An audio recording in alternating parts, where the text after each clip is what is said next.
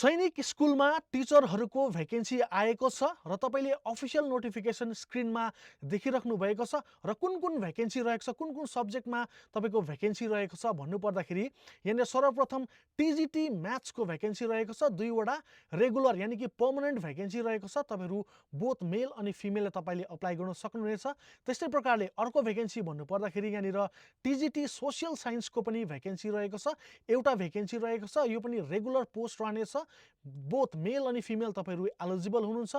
त्यस्तै प्रकारले यहाँनिर तपाईँको पिजिटी कम्प्युटर साइन्सको पनि भ्याकेन्सी रहेको छ र यो एउटा पोस्ट रहेको छ। रेगुलर भ्याकेन्सी रहनेछ। यो मेल अनि फिमेल तपाईँहरू एलिजिबल हुनुहुन्छ।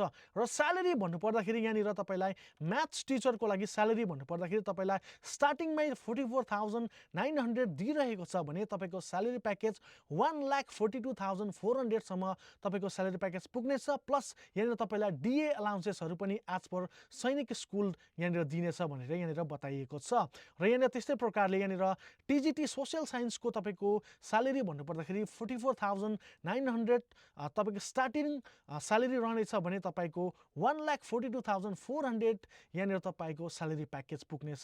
प्लस यहाँनिर तपाईँलाई डिए अलाउन्सेसहरू पनि दिनेछ भनेर भनिएको छ। अनि यहाँनिर तपाईँको पिजिटी कम्प्युटर साइन्सको यहाँनिर भ्याकेन्सी भन्नुपर्दाखेरि यहाँनिर तपाईँलाई स्यालेरीमा तपाईँलाई 47,600 तपाईँलाई स्यालेरी प्याकेज दिनेछ भने स्टार्टिङमा तपाईँको बढेर तपाईँको 1,51,100 सम्म तपाईँको स्यालेरी प्याकेज पुग्नेछ भने तपाईँलाई प्लस यहाँनिर डिए अलाउन्सेसहरू पनि दिइरहेको छ। एज लिमिट कति रहनेछ भन्नुपर्दाखेरि मिनिमम एज लिमिट तपाईँको 21 इयर्स रहेको छ भने म्याक्सिमम एज लिमिट 35 इयर्स रहेको छ। र अभियसली तपाईँहरू एससी एसटी क्यान्डिडेटहरूले 5 इयर्सको एज रिल्याक्सेसन पनि पाउनुहुनेछ। फर्म यस प्रकारको रहेको छ। तपाईँले फिलअप गरिकन यो माथि दिएको एड्रेसमा तपाईँले स्पिड पोस्ट गर्नुपर्ने छ र सेल्फ एटेस्टेड इन्भेलपको साथमा 60 रुपियाँको तपाईँले स्ट्याम्प पनि तपाईँले लगाएको हुनुपर्नेछ भनेर यहाँनिर भनिएको छ।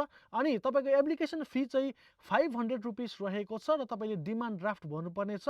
प्रिन्सिपल सैनिक स्कुल इम्पाल यानि कि मणिपुरको यो तपाईँको भ्याकेन्सी रहेको छ। यहाँनिर तपाईँले डिमान्ड ड्राफ्ट भरिकन तपाईँले एप्लिकेसन फर्म सबमिट गर्नुपर्नेछ। Last date of the application मैले अगाडिबाटै भनिहालेँ, तपाईँको 17 अप्रिलसम्म तपाईँको हातमा टाइम रहेको छ। र अफिसियल यो नोटिफिकेसन अनि फर्मको लिङ्क तपाईँलाई दिएको छ, त्यहाँ गएर तपाईँले डाइरेक्टली फर्म डाउनलोड गर्न सक्नुहुनेछ र अफिसियल नोटिफिकेसन पनि डाउनलोड गर्न सक्नुहुनेछ।